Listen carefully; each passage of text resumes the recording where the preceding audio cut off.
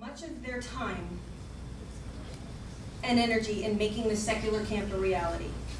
Camp Quest affiliates across the nation have thrived and multiplied because of generous donor support within their community. If having a non-discriminatory, free-thinking camp in our own backyard every summer to solidify the identities of our next generation's secularist, free-thinking adults and leaders is something you support, please contact Brian Winkler, who is at the table outside, and he can give you some more information on Camp Quest New England and how to volunteer or donate. The next speaker is Dr. Barry A. Kosmin, who is a research professor in public policy and law and director of the Institute for the Study of Secularism in Society and Culture at Trinity College in Hartford, Connecticut. He is a joint editor of the online international journal Secularism and Non-Religion. Dr. Kosmin has been a principal investigator for the American Religious Identification Survey Series since its inception in 1990, as well as national social surveys in Europe, Africa, and Asia. His books on American religion include One Nation Under God, Religion in Contemporary American Society, and Religion in a Free Market, Religious and Non-Religious Americans. He is the editor of ISSSC's collected volumes on aspects of secularism, Secularism and Secularity, Comparative International Perspective, Secularism and Science in the 21st Century, Secularism, Women and the State, the Mediterranean World in the 21st Century. Ladies and gentlemen, Dr. Barry Kosmin.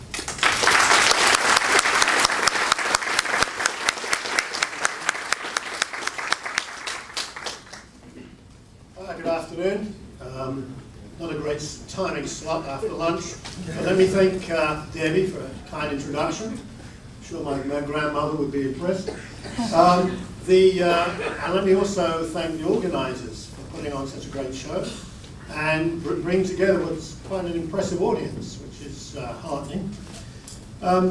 As you'll see, I got the date wrong. Right? My excuse is I just come back from the Far East and crossing the date line a couple of times. You can wonder what day it is. And also I went to Tibet and I'm sort of spiritually changed as a result. And therefore, time no longer matters.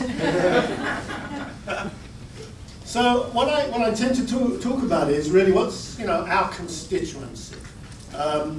We need to know what the constituency is, and the organisations, most of your activists, need to know what their market is, who they are, what are the keywords, what are the buzzwords that the potential constituency, what resonates with them, how to mobilise them. And I think it's especially important for secularist organisations, free thought, whatever you want to call us. Because the organisation or the movement has always been institutionally weak. Religion is terribly strong institutionally, with seminarism, clergy, and universities, and branches on every street corner in every city and town in the country. But the secular movement is quite the opposite. It's amorphous, it's loose, it doesn't have institutional structures to any great extent. And what the secular movement needs more than anything else is facts. It relies, I've found in my travels around, a great deal on anecdotes. What it needs is more knowledge of itself. And I think I'm going to provide you with some of it today. Some of it will be reality therapy, which I translate as a few uncomfortable facts. But bear with me as I go through this, and it's based on social surveys, a data of large numbers of people, not just my friends and relatives.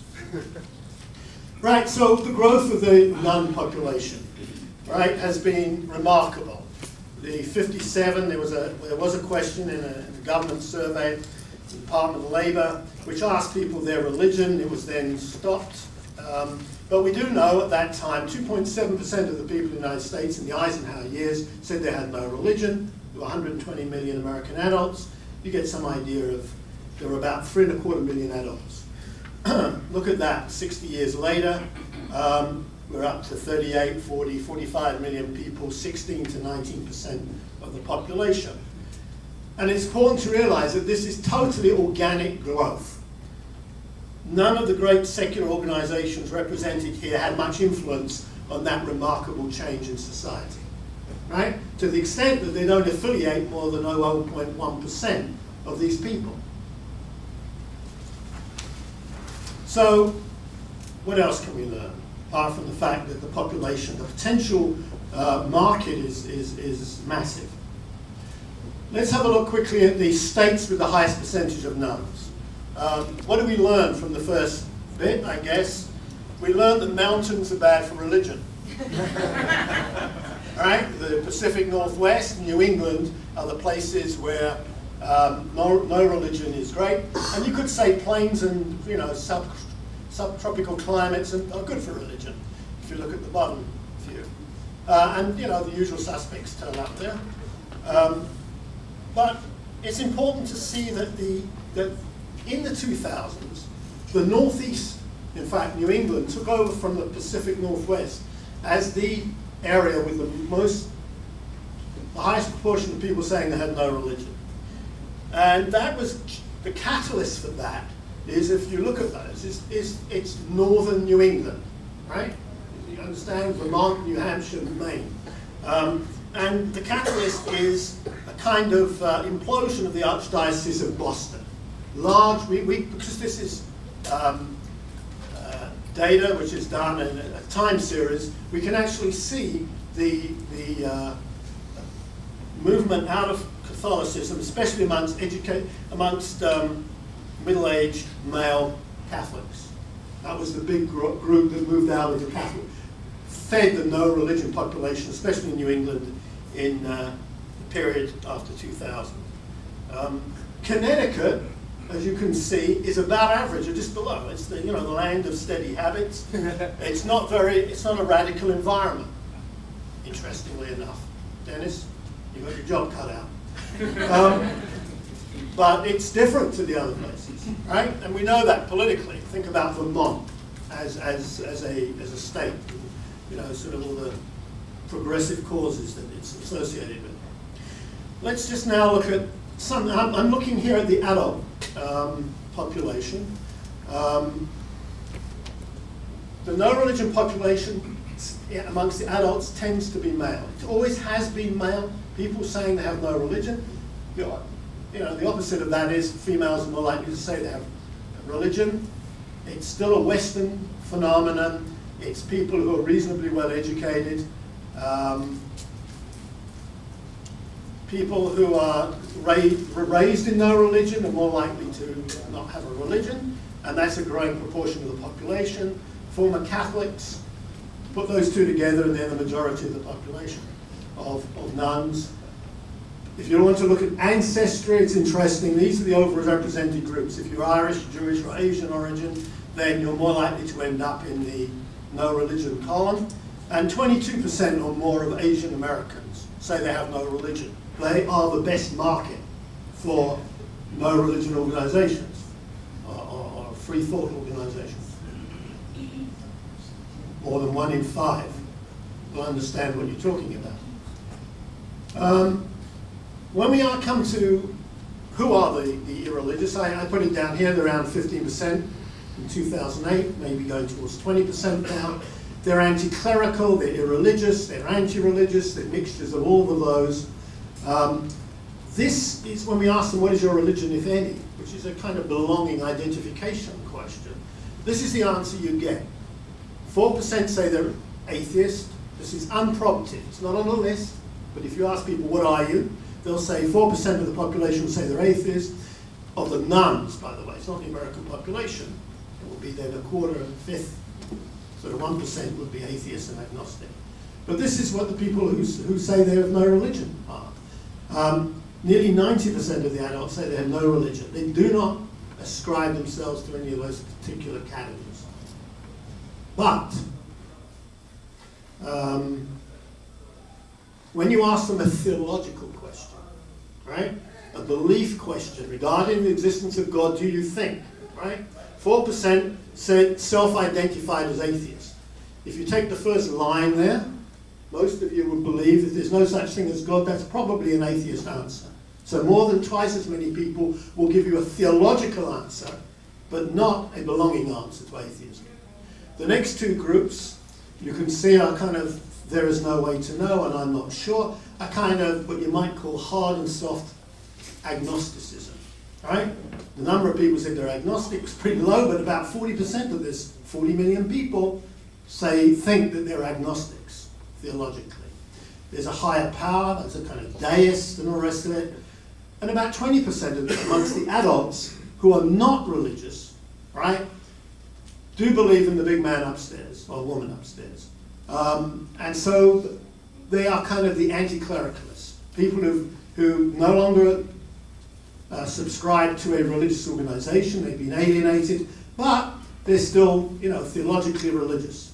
Now, what I'm going to show you later is amongst the younger generation, student population, and you'll see that that particular group of people is no longer an important factor in the no religion or secular population of young people. But it is a lot of these people who don't like the local parish priest and his habits, but still believe in what they were taught as children in catechism. All right. The other point about it I've shown is that the US population as a whole has a majority of females. The no-religion population has a majority of males. When you get to the self-definitional populations, males are more likely to use the terminology that is used by people in the know, I guess.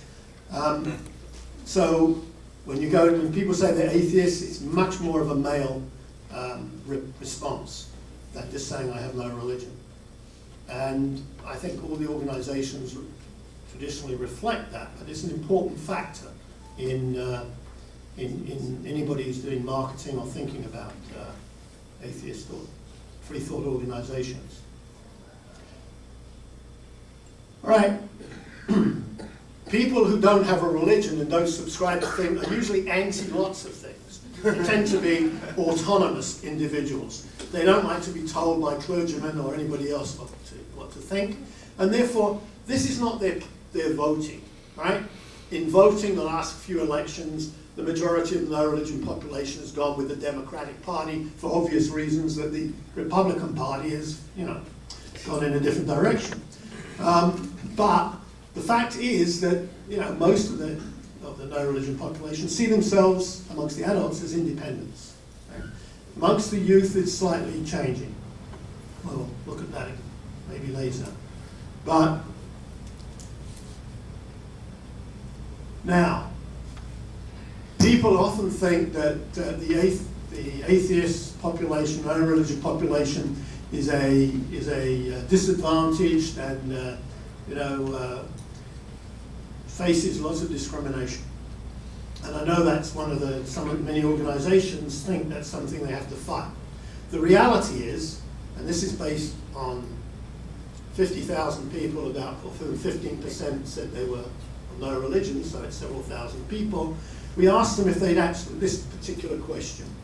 And you see that, as we'd expect in a society of law, because of employment law and other things, overt discrimination against people who don't believe is low. But where people are finding the problems is where people actually know what their beliefs are. Right? There's no badge, there's no national dress for free thought atheist kind of folks. And therefore, why should anybody know what your opinions are, unless you tell them. But certainly socially and in the family, that's where there's a feeling that people are being either facing discrimination or some prejudice, which means, hopefully, I guess, from a marketing point of view, that you can form clubs of people who feel socially discriminated against by others and trying to escape their families. So I'm just going to give you that as one level, it's much less of a problem than we think. At another level, it does provide opportunities. Right, now I'm going to talk about the survey that we just released in the summer. Over the summer, the Institute Study of Secularism, we carried out an online national survey of college students. It's, as it says there, 1,800 respondents, 38 four-year colleges and universities in 27 states. It roughly reflects the student population today at these types of institutions. Majority female now, which is different to what it was 30 years ago. The minority population obviously has come up, doesn't reflect entirely its place in society, but overall it's rising, 28% minority. And we asked them a particular question. We asked them, what is your religion, if any? Which is one we always ask of people, which is an open-ended question where they can answer whatever they like. But we also asked them, how would you describe yourself? Would you describe yourself as religious? Would you describe yourself as secular? Would you describe yourself as spiritual? This is a very big deal, these responses from this population. Because as you can see, there's a kind of triadic or triangular relationship now. The number of people saying, roughly, we're getting the idea that there are 3 populations out there amongst young people. And I'm going to show you some details on it, most of which are going to probably please you in relation to the secular. But it is interesting, you saw that 15 to 20% of the adult population roughly say that they have no religion. 32% of these people, of these youngsters, said they had no religion. 28% said they were secular. And again, that's because some of the no religion people said they were spiritual, right? They said, I have no religion, but I feel spiritual, I'm not religious. But 28% said they were secular, and I think, shows that kind of, the force is with you, kind of stuff. It continues. All right, coming back to this whole question of, do they feel a discriminated minority? Do people feel as though it's dangerous to be an atheist, or use the term? So we asked it of everybody. They were asked, do you agree or don't you agree? Is it true or not true that atheists have less chance to succeed in the United States? Right? The religious were more likely to say it's true, a few of them. They certainly were less likely to say it's not at all true. But you see there, the secular population was the one that completely rejected this concept. I think that's quite a positive response in a negative way. Right? They don't see it's a problem. So whatever if they're not being discriminated against in any large numbers, and they don't think it's going to affect their success, what it suggests is that this idea that you can't use these terms and everybody's worried about it and the rest of it, that to me doesn't wash in 2013. And again, it's interesting that the spiritual come out as slightly, different to the religious on this question. All right, one of the questions was, what is the meaning of secularism? What does it mean? And I've used this in India and among scientists and other places. And basically you can say yes to any of these if you agree with them, right? There are 5 definitions, we could have more. 5 definitions of what secularism is. And you see that they're all in a nice little neat line by my 3 little groups. The religious, light blue, the secular in the middle, and the spiritual at the bottom. So we've got no identification, or it should be or affiliation with any religion, religious tradition. And you see that's the most likely response of secular folks. Spiritual folks don't seem to think that's what secularism is as much. And the religious are in the middle. So remember, these are 1,800 students, 600 in each group, right, roughly. The absence of supernatural religious beliefs. Okay. The absence of supernatural religious beliefs. Well, this is one where the spiritual and religious, both the majorities of both believe that's what secularism is. Religious people don't seem to, religious young students don't seem to believe that as much. Separation of religion from state and government, a kind of constitutional situation. Well, secular don't seem to think that's as important or as the other 2 groups, where a majority believe that's what secularism means. Tolerance of various religions and philosophies. It's interesting. The secular thing, that's what secular involves. Again, it's quite a large fraction. The other two don't agree. And then the idea that secularism is atheism, which is put out by politicians down in Texas. Nobody believes that amongst young people, right? The terms are not. 90% of them don't think so in any of those groups. Even the religious youngsters don't think atheism and secularism are the same thing. But these are important, strikes me, pieces of information and social facts that have to go into the work and into the literature and the content of our programs in these secular groups. All right, now we're still with the youngsters, and I'm just now looking at the 600 who said they were secular. Right? Remember that I spoke earlier about the whole adult population, right? Of whom about 10% were atheists, right? 10% of the whole adult population, right? Who were anyone between 18 and 95 in the sample that we had. Now we're talking just about university students at four-year colleges, average age 21, right? 42% say they don't believe in God amongst the secular, right? 35% fall as, given an agnostic answer. Deists are down a little bit to about 11%. And then, the proportion who actually believe in a person of God is down from sort of 22% to about 6%. So what you're seeing here is intergenerational change, right? There's more coherence amongst secular folks today. Now, one of the reasons for that is not only that this is an educated group, but what produces secular young people. They come out more likely to have parents who are religious.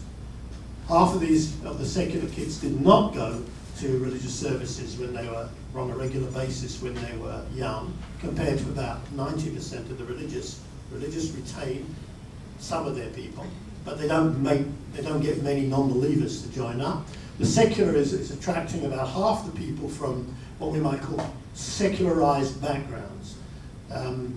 There are lots of people where their parents have different religious beliefs. There's another, apart from the people who say one of my parents is secular or is not a believer, but those who have got Presbyterian and Buddhist or background or something like that, they're the ones who end up in these columns. So what you're seeing here amongst this young population is more coherence and a greater number of people who are willing to come out and say they don't believe in something.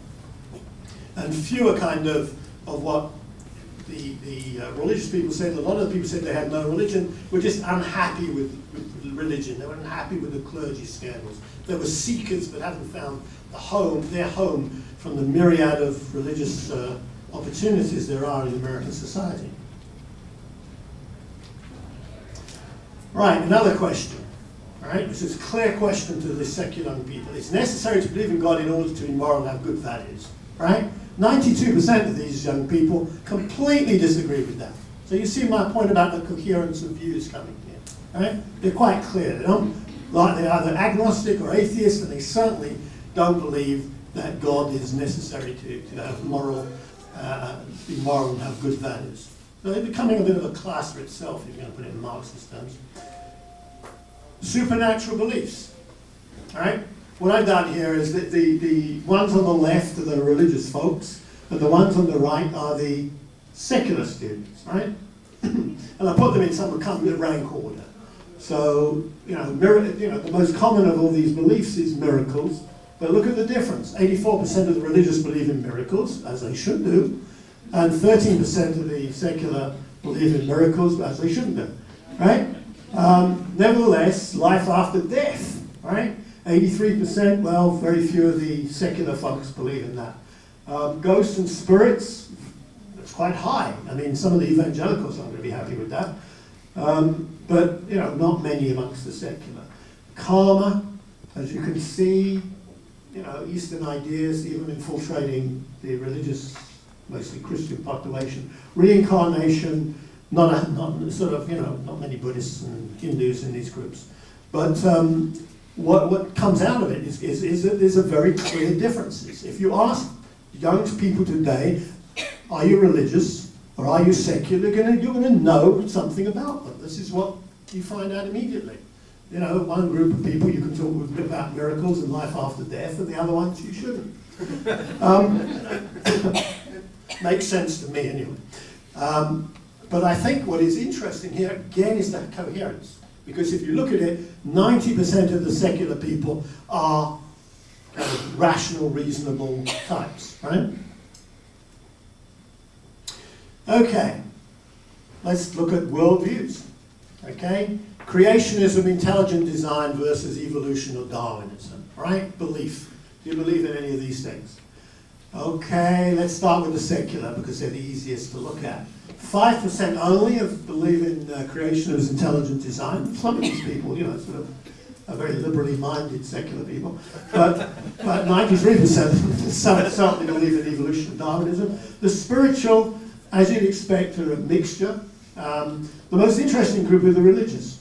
Now, what I haven't spoken about is that there is no difference between these three groups by academic major. In other words, what we call STEM, science, technology, engineering, and math, is about 40% of each group. Slightly lower on the spiritual side. The spiritual have got more humanities students, but it's not much of a statistical difference. But the religious are 40% of science, right? Science majors.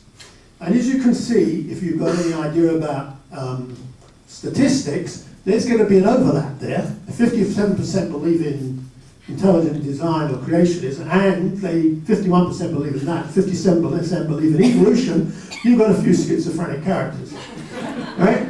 And about 20% or more of the religious believe in both. Now, that's because they inhabit two worlds still. Large numbers of the religious students inhabit two worlds. They inhabit the world of the lab on their campus, and they inhabit the world of the church and the Bible on the weekends or with their families. And so you're going to get that kind of situation there. We may regard it as, you know.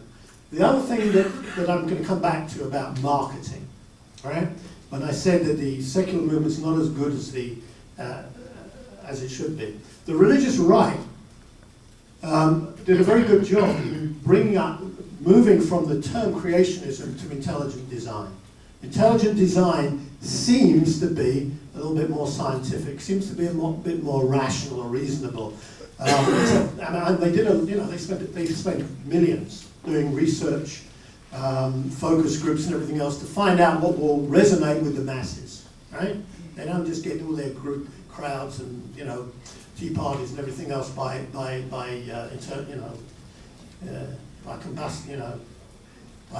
magic. It's all very well thought out. And the term intelligent design, you see, is the one that people believe they can believe, you know, evolution and intelligent design science, kind of modern and, you know, scientific. So that's why you get that kind of overlap to some extent. But anybody in the know knows that probably they're incompatible. Right, we asked some public policy questions. This one is in here only because of the whole point I made earlier about the secular movement being male-dominated.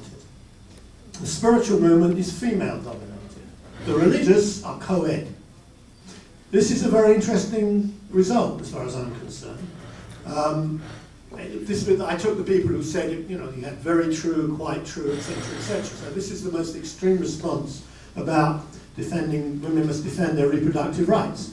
And saying that nearly 2/3 of the, well, 60% or more of the secular are males, it's an interesting response. This idea that the secular movement is dominated by males who are not interested in women's issues, at least among the young, doesn't seem to be true, right? They're more likely to say it's very important or very true. All right, this is a question, it's a kind of give me kind of question. Tax breaks for religious institutions and clergy. I'm sure Dennis will be very happy with this one.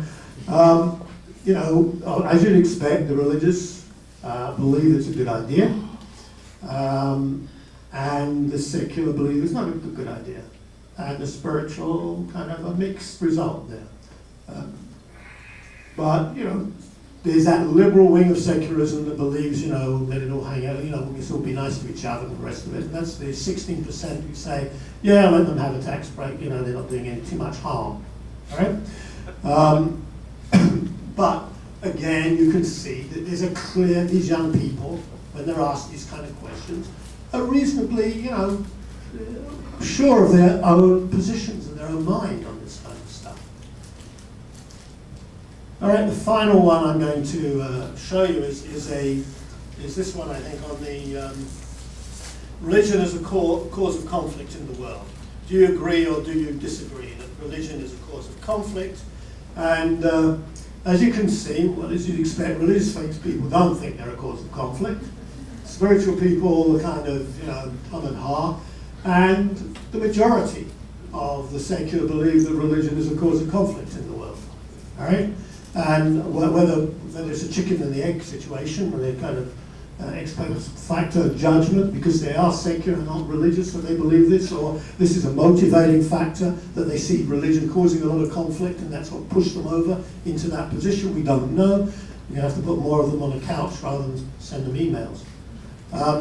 But I you know, this I think gives you an idea of more, what I would call a more sophisticated and nuanced view of the religious population.